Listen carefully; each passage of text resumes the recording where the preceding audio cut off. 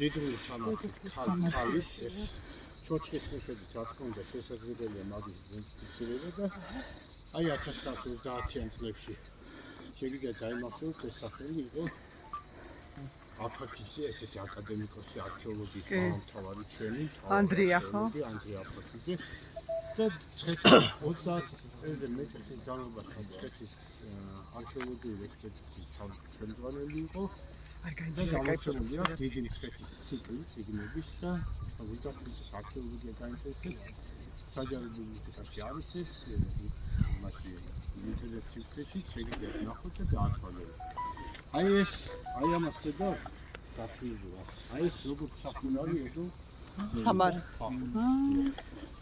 ეს მე გადმოიღეს არქეოლოგიის გაწევის დროს და აღმოჩნდა საკმაოდ დიდრული განძით აი ეს რომანი ტრახანეთი ხედავ ის ამ განძის ფოტოსურათები იყო ეხლა ეს ინახება ჯანაშიას მუზეუმში ეს განძი არ ის პიტიახშევის რეზიდენციიდან აი 28 მატერია სქემაზე აი ისიდან აქედან წამოღებული და მე გიჩვენე შეიძლება ნანახიოს გაიხსენოს მისიდე ჯანაშიას მუზეუმში და არმაზის განძი ასეულია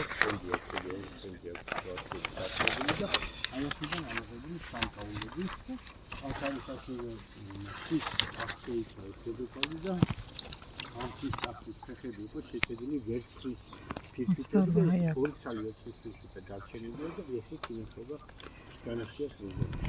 ასევე ეს არის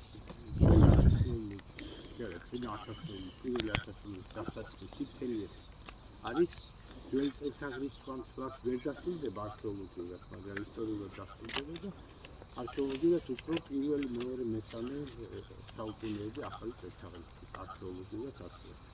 ნუ ეს მარტივი ბევრი პარადოქსია, მაგრამ ეს პარამეტრი.